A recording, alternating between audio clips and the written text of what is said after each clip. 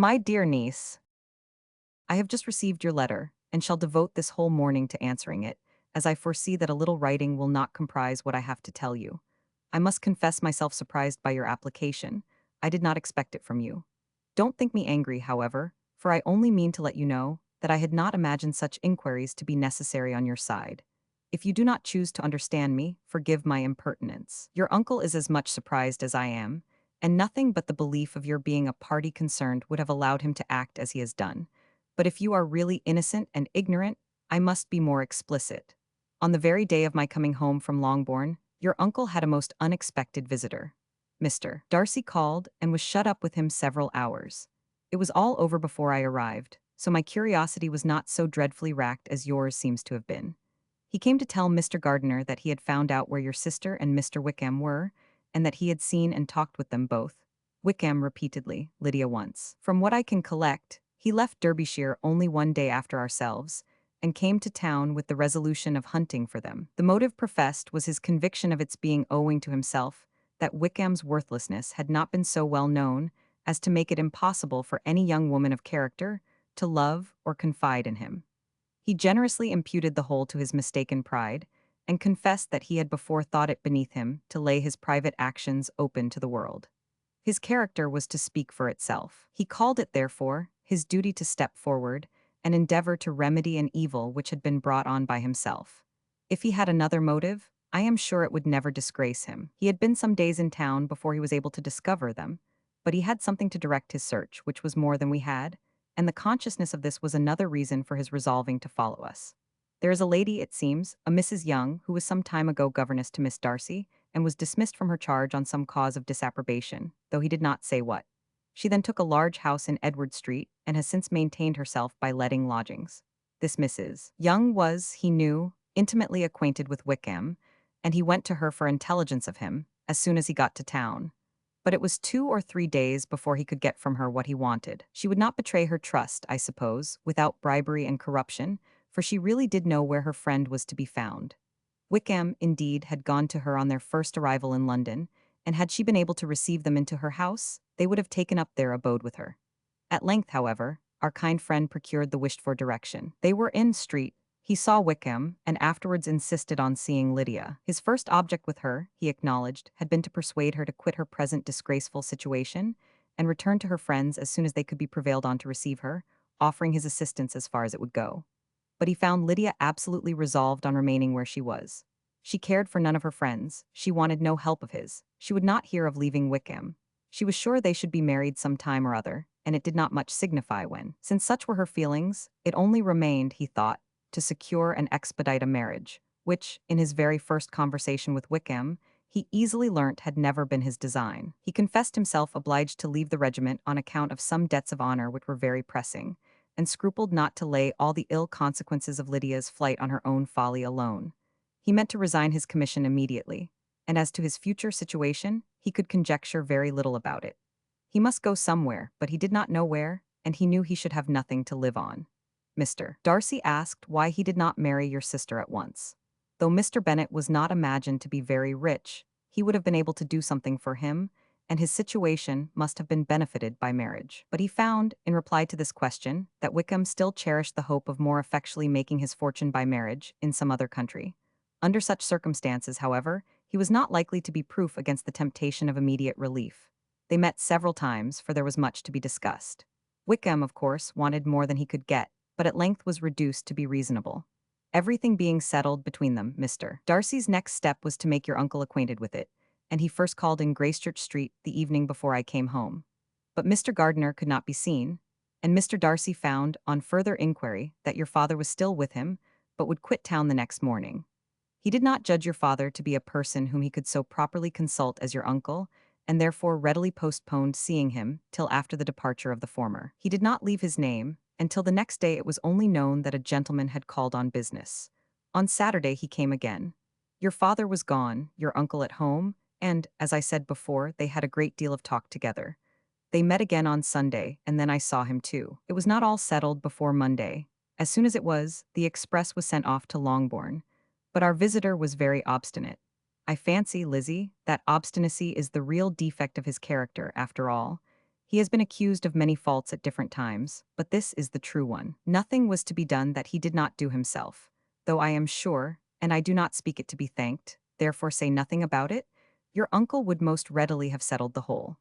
They battled it together for a long time, which was more than either the gentleman or lady concerned in it deserved. But at last your uncle was forced to yield, and instead of being allowed to be of use to his niece, was forced to put up with only having the probable credit of it, which went sorely against the grain. And I really believe your letter this morning gave him great pleasure, because it required an explanation that would rob him of his borrowed feathers and give the praise where it was due.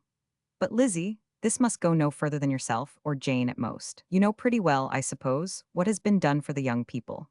His debts are to be paid, amounting, I believe, to considerably more than £1,000, another thousand in addition to her own settled upon her, and his commission purchased. The reason why all this was to be done by him alone was such as I have given above. It was owing to him, to his reserve and want of proper consideration, that Wickham's character had been so misunderstood, and consequently that he had been received and noticed as he was. Perhaps there was some truth in this, though I doubt whether his reserve or anybody's reserve can be answerable for the event. But in spite of all this fine talking, my dear Lizzie, you may rest perfectly assured that your uncle would never have yielded if we had not given him credit for another interest in the affair. When all this was resolved on, he returned again to his friends, who were still staying at Pemberley. But it was agreed that he should be in London once more when the wedding took place, and all money matters were then to receive the last finish. I believe I have now told you everything. It is a relation which you tell me is to give you great surprise. I hope at least it will not afford you any displeasure. Lydia came to us, and Wickham had constant admission to the house. He was exactly what he had been when I knew him in Hertfordshire. But I would not tell you how little I was satisfied with her behavior while she stayed with us, if I had not perceived, by Jane's letter last Wednesday, that her conduct on coming home was exactly of a piece with it, and therefore what I now tell you can give you no fresh pain. I talked to her repeatedly in the most serious manner, representing to her the wickedness of what she had done, and all the unhappiness she had brought on her family. If she heard me, it was by good luck, for I am sure she did not listen. I was sometimes quite provoked, but then I recollected my dear Elizabeth and Jane, and for their sakes had patience with her. Mr. Darcy was punctual in his return, and, as Lydia informed you, attended the wedding. He dined with us the next day, and was to leave town again on Wednesday or Thursday. Will you be very angry with me, my dear Lizzie, if I take this opportunity of saying, what I was never bold enough to say before, how much I like him? His behavior to us has, in every respect, been as pleasing as when we were in Derbyshire. His understanding and opinions all please me. He wants nothing but a little more liveliness, and that, if he marry prudently, his wife may teach him. I thought him very sly. He hardly ever mentioned your name, but slyness seems the fashion. Pray forgive me if I have been very presuming, or at least do not punish me so far as to exclude me from P. I shall never be quite happy till I have been all round the park. A low phaeton with a nice little pair of ponies would be the very thing. But I must write no more. The children have been wanting me this half hour. Yours, very sincerely, Zem Gardiner. The contents of this letter threw Elizabeth into a flutter of spirits, in which it was difficult to determine whether pleasure or pain bore the greatest share. The vague and unsettled suspicions which uncertainty had produced of what Mr. Darcy might have been doing to forward her sister's match, which she had feared to encourage, as an exertion of goodness too great to be probable, and at the same time dreaded to be just from the pain of obligation, were proved beyond their greatest extent to be true. He had followed them purposely to town. He had taken on himself all the trouble and mortification attendant on such a research, in which supplication had been necessary to a woman whom he must abominate and despise, and where he was reduced to meet, frequently meet, reason with, persuade, and finally bribe the man whom he always most wished to avoid, and whose very name it was punishment to him to pronounce. He had done all this for a girl whom he could neither regard nor esteem.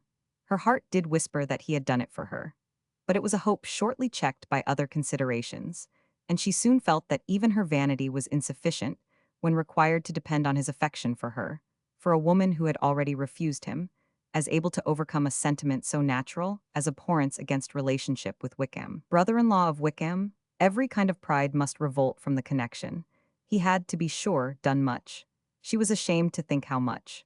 But he had given a reason for his interference, which asked no extraordinary stretch of belief. It was reasonable that he should feel he had been wrong. He had liberality, and he had the means of exercising it. And though she would not place herself as his principal inducement, she could perhaps believe that remaining partiality for her might assist his endeavors in a cause where her peace of mind must be materially concerned. It was painful, exceedingly painful, to know that they were under obligations to a person who could never receive a return. They owed the restoration of Lydia, her character, everything to him. Oh, how heartily did she grieve over every ungracious sensation she had ever encouraged, every saucy speech she had ever directed towards him.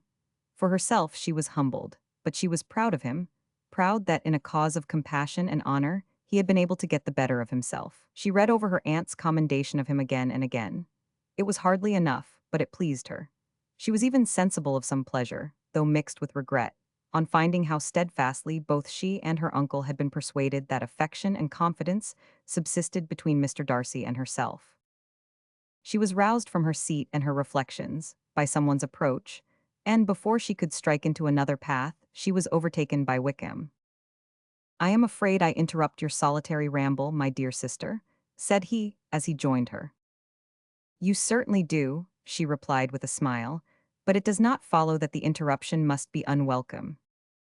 I should be sorry indeed if it were. We were always good friends, and now we are better." "True, are the others coming out?" "I do not know. Mrs. Bennet and Lydia are going in the carriage to Meryton. And so, my dear sister, I find from our uncle and aunt that you have actually seen Pemberley." She replied in the affirmative. "I almost envy you the pleasure, and yet I believe it would be too much for me, or else I could take it in my way to Newcastle. And you saw the old housekeeper, I suppose? Poor Reynolds, she was always very fond of me, but of course she did not mention my name to you." "Yes, she did." "And what did she say?" "That you were gone into the army, and she was afraid had not turned out well. At such a distance as that, you know, things are strangely misrepresented." "Certainly," he replied, biting his lips. Elizabeth hoped she had silenced him, but he soon afterward said, "I was surprised to see Darcy in town last month. We passed each other several times. I wonder what he can be doing there." "Perhaps preparing for his marriage with Miss de Bourgh," said Elizabeth. "It must be something particular to take him there at this time of year." "Undoubtedly. Did you see him while you were at Lambton? I thought I understood from the gardeners that you had." "Yes, he introduced us to his sister." "And do you like her?" "Very much. I have heard, indeed, that she is uncommonly improved within this year or two. When I last saw her, she was not very promising. I am very glad you liked her. I hope she will turn out well." "I dare say she will. She has got over the most trying age." "Did you go by the village of Kimpton?" "I do not recollect that we did. I mention it because it is the living which I ought to have had. A most delightful place, excellent parsonage house. It would have suited me in every respect." "How should you have liked making sermons?" "Exceedingly well. I should have considered it as part of my duty, and the exertion would soon have been nothing. One ought not to repine, but to be sure, it would have been such a thing for me. The quiet, the retirement of such a life would have answered all my ideas of happiness. But it was not to be.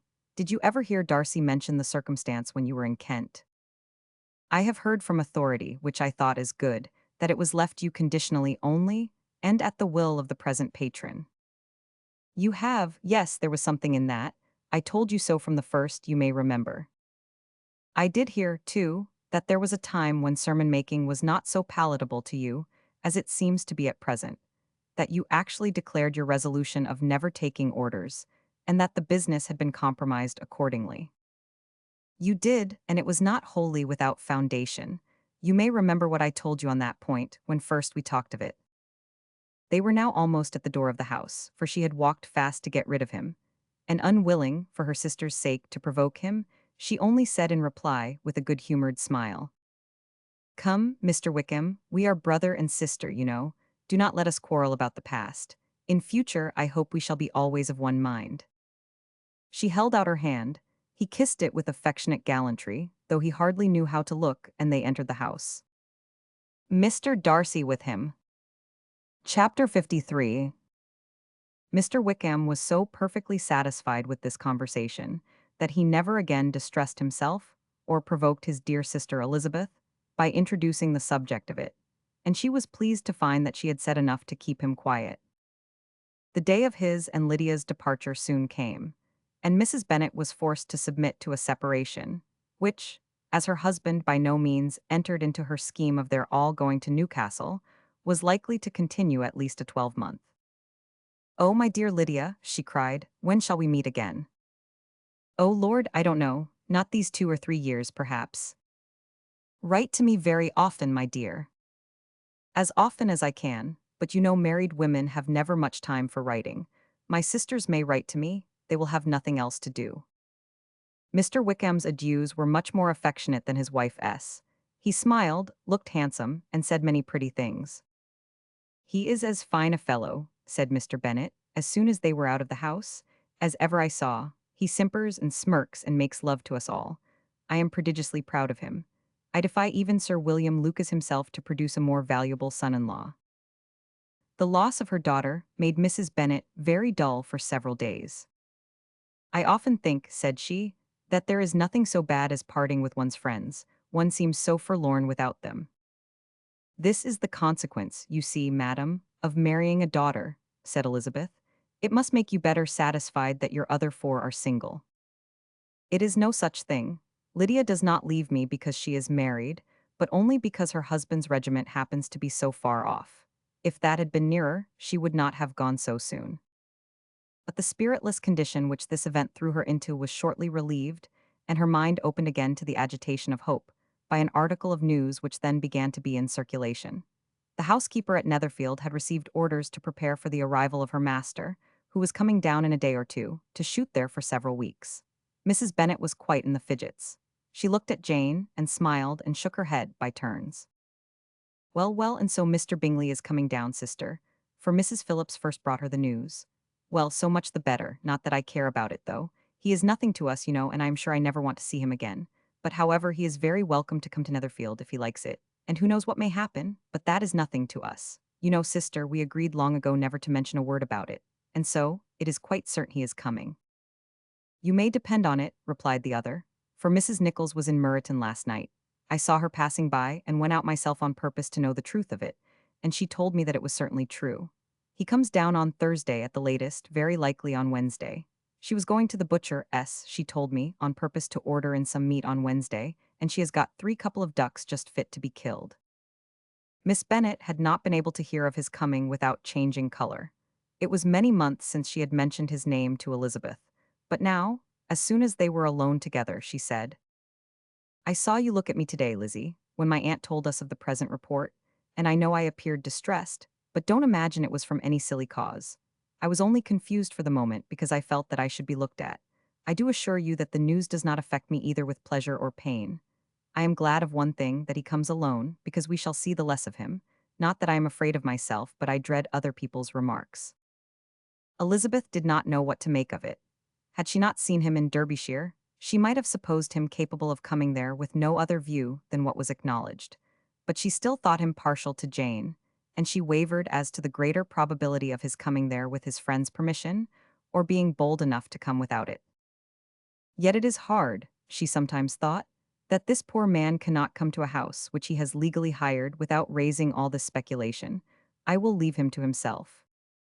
In spite of what her sister declared, and really believed to be her feelings, in the expectation of his arrival, Elizabeth could easily perceive that her spirits were affected by it. They were more disturbed, more unequal, than she had often seen them. The subject which had been so warmly canvassed between their parents, about a 12-month ago, was now brought forward again. "As soon as ever Mr. Bingley comes, my dear," said Mrs. Bennet, "you will wait on him, of course."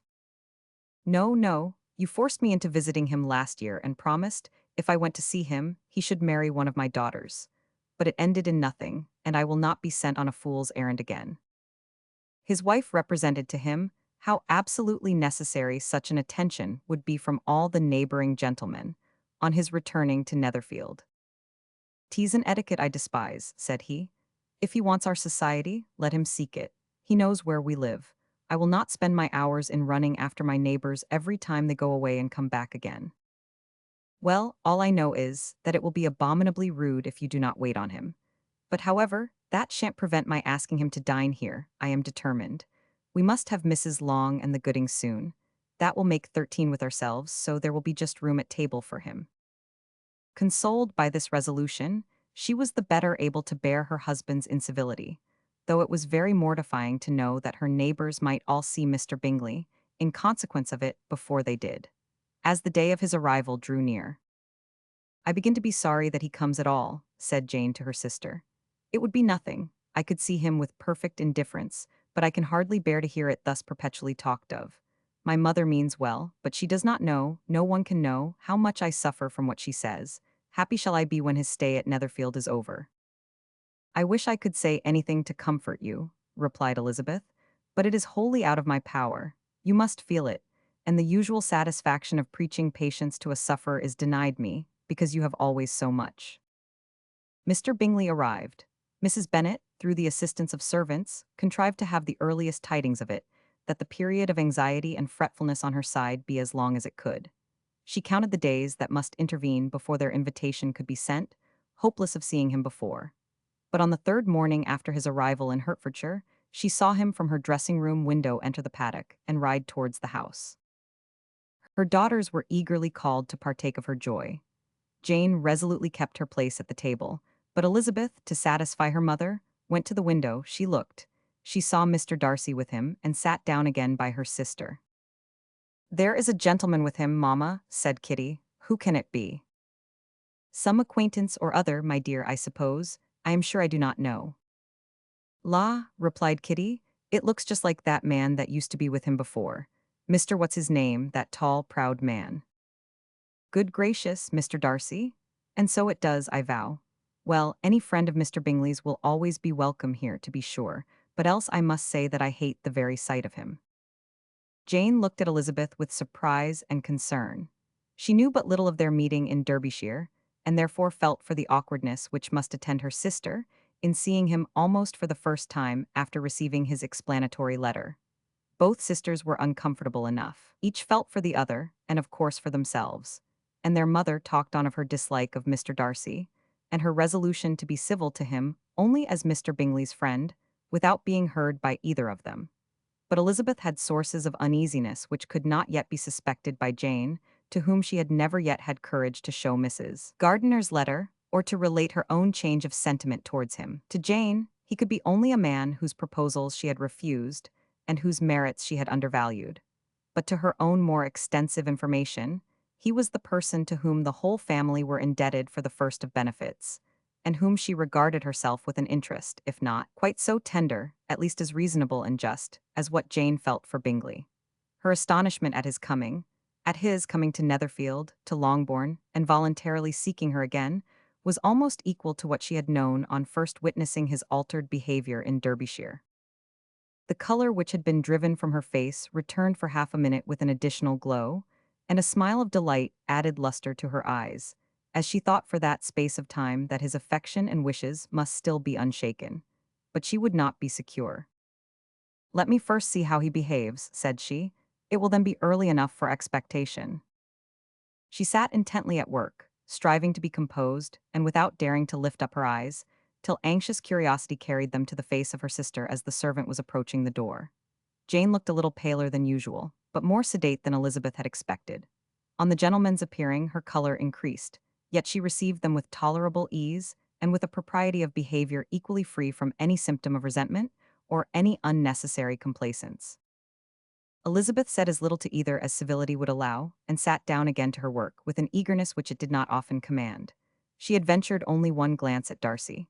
He looked serious as usual, and she thought, more as he had been used to look in Hertfordshire than as she had seen him at Pemberley. But perhaps he could not in her mother's presence be what he was before her uncle and aunt. It was a painful, but not an improbable, conjecture. Bingley she had likewise seen for an instant, and in that short period saw him looking both pleased and embarrassed. He was received by Mrs. Bennet with a degree of civility which made her two daughters ashamed, especially when contrasted with the cold and ceremonious politeness of her courtesy and address of his friend. Elizabeth particularly, who knew that her mother owed to the latter the preservation of her favorite daughter from irremediable infamy, was hurt and distressed to a most painful degree by a distinction so ill applied. Darcy, after inquiring of her how Mr. and Mrs. Gardiner did, a question which she could not answer without confusion, said scarcely anything. He was not seated by her. Perhaps that was the reason of his silence, but it had not been so in Derbyshire. There he had talked to her friends when he could not to herself. But now several minutes elapsed without bringing the sound of his voice, and when occasionally, unable to resist the impulse of curiosity, she raised her eyes to his face, she as often found him looking at Jane as at herself, and frequently on no object but the ground. More thoughtfulness and less anxiety to please than when they last met were plainly expressed. She was disappointed and angry with herself for being so. "Could I expect it to be otherwise?" said she. "Yet why did he come?" She was in no humor for conversation with anyone but himself, and to him she had hardly courage to speak. She inquired after his sister, but could do no more. "It is a long time, Mr. Bingley, since you went away," said Mrs. Bennet. He readily agreed to it. "I began to be afraid you would never come back again. People did say you meant to quit the place entirely at Michaelmas, but however, I hope it is not true. A great many changes have happened in the neighborhood since you went away. Miss Lucas is married and settled, and one of my own daughters. I suppose you have heard of it. Indeed, you must have seen it in the papers. It was in the Times and the Courier, I know, though it was not put in as it ought to be. It was only said, lately, George Wickham, Esquire, to Miss Lydia Bennet, without there being a syllable said of her father, or the place where she lived, or anything. It was my brother Gardiner's drawing up too, and I wonder how he came to make such an awkward business of it. Did you see it?" Bingley replied that he did, and made his congratulations. Elizabeth dared not lift up her eyes. How Mr. Darcy looked, therefore, she could not tell. "It is a delightful thing, to be sure, to have a daughter well married," continued her mother. "But at the same time, Mr. Bingley, it is very hard to have her taken away from me. They are gone down to Newcastle, a place quite northward it seems, and there they are to stay I do not know how long. His regiment is there, for I suppose you have heard of his leaving the shire and of his being gone into the regulars. Thank heaven, he has some friends, though perhaps not so many as he deserves." Elizabeth, who knew this to be levelled at Mr. Darcy, was in such misery of shame that she could hardly keep her seat. It drew from her, however, the exertion of speaking, which nothing else had so effectually done before, and she asked Bingley whether he meant to make any stay in the country at present. A few weeks, he believed. "When you have killed all your own birds, Mr. Bingley," said her mother, "I beg you will come here and shoot as many as you please on Mr. Bennet's manor.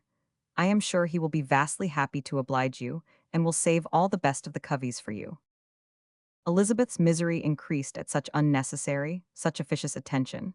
Were the same fair prospect to arise at present, as had flattered them a year ago, everything, she was persuaded, would be hastening to the same vexatious conclusion. At that instant she felt that years of happiness could not make Jane or herself amends for moments of such painful confusion. "The first wish of my heart," said she to herself, "is never more to be in company with either of them. Their society can afford no pleasure that will atone for such wretchedness as this. Let me never see either one or the other again." Yet the misery, for which years of happiness were to offer no compensation, received soon afterwards material relief, from observing how much the beauty of her sister rekindled the admiration of her former lover. When first he came in, he had spoken to her but little, but every 5 minutes seemed to be giving her more of his attention. He found her as handsome as she had been last year, as good-natured, and as unaffected, though not quite so chatty. Jane was anxious that no difference should be perceived in her at all, and was really persuaded that she talked as much as ever, but her mind was so busily engaged that she did not always know when she was silent. When the gentlemen rose to go away, Mrs. Bennet was mindful of her intended civility, and they were invited and engaged to dine at Longbourn in a few days' time. "You are quite a visit in my debt, Mr. Bingley," she added, "for when you went to town last winter, you promised to take a family dinner with us as soon as you returned. I have not forgot, you see, and I assure you I was very much disappointed that you did not come back and keep your engagement." Bingley looked a little silly at this reflection, and said something of his concern at having been prevented by business. They then went away.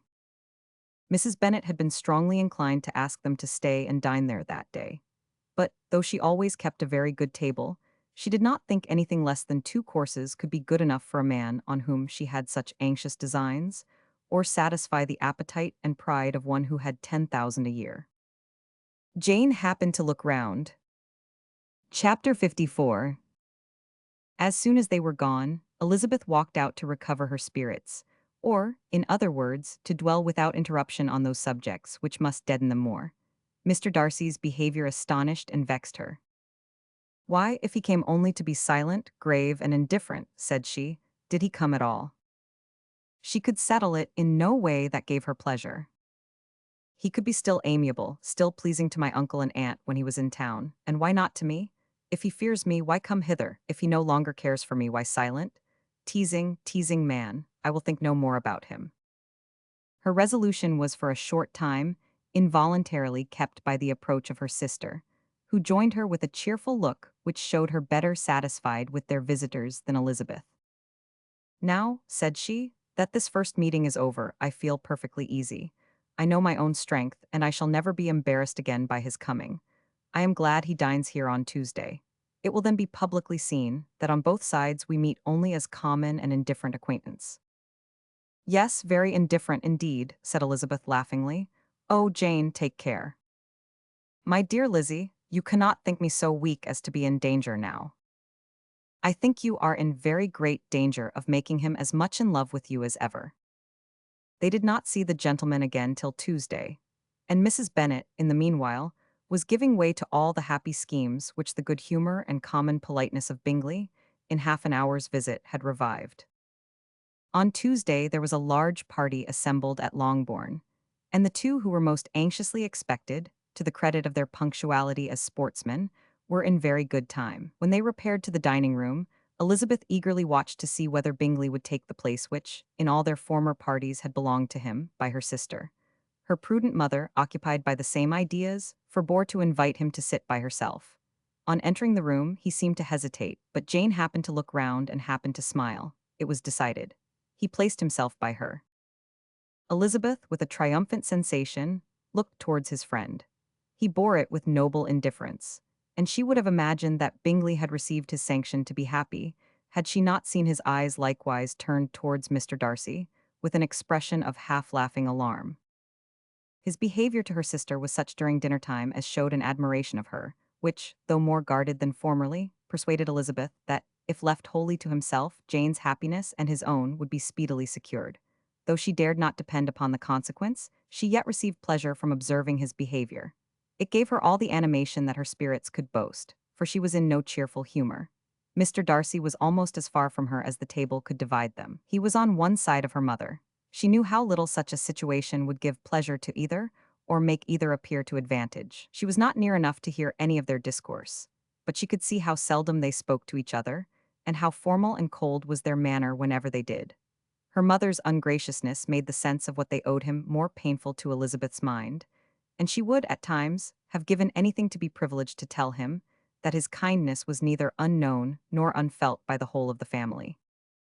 She was in hopes that the evening would afford some opportunity of bringing them together, that the whole of the visit would not pass away without enabling them to enter into something more of conversation than the mere ceremonious salutation attending his entrance. Anxious and uneasy, the period which passed in the drawing-room before the gentlemen came was wearisome and dull to a degree that almost made her uncivil. She looked forward to their entrance as the point on which all her chance of pleasure for the evening must depend. If he does not come to me then, said she, I shall give him up forever. The gentleman came, and she thought he looked as if he would have answered her hopes. But alas, the ladies had crowded round the table, where Miss Bennet was making tea, and Elizabeth pouring out the coffee, in so close a confederacy that there was not a single vacancy near her which would admit of a chair. And on the gentleman's approaching, one of the girls moved closer to her than ever, and said, in a whisper, The men shan't come and part us, I am determined. We want none of them, do we? Darcy had walked away to another part of the room. She followed him with her eyes, envied everyone to whom he spoke, had scarcely patience enough to help anybody to coffee, and then was enraged against herself for being so silly. A man who has once been refused, how could I ever be foolish enough to expect a renewal of his love? Is there one among the sex who would not protest against such a weakness as a second proposal to the same woman? There is no indignity so abhorrent to their feelings. She was a little revived, however, by his bringing back his coffee cup himself, and she seized the opportunity of saying, Is your sister at Pemberley still? Yes, she will remain there till Christmas. And quite alone, have all her friends left her. Mrs. Annesley is with her. The others have been gone on to Scarborough these 3 weeks.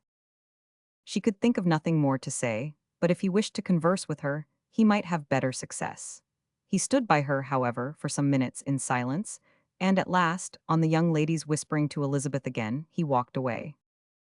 When the tea things were removed and the card tables placed, the ladies all rose, and Elizabeth was then hoping to be soon joined by him, when all her views were overthrown, by seeing him fall a victim to her mother's rapacity for whist players, and in a few moments after, seated with the rest of the party. She now lost every expectation of pleasure.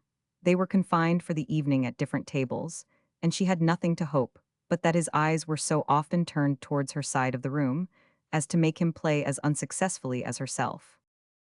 Mrs. Bennet had designed to keep the two Netherfield gentlemen to supper, but their carriage was, unluckily, ordered before any of the others, and she had no opportunity of detaining them.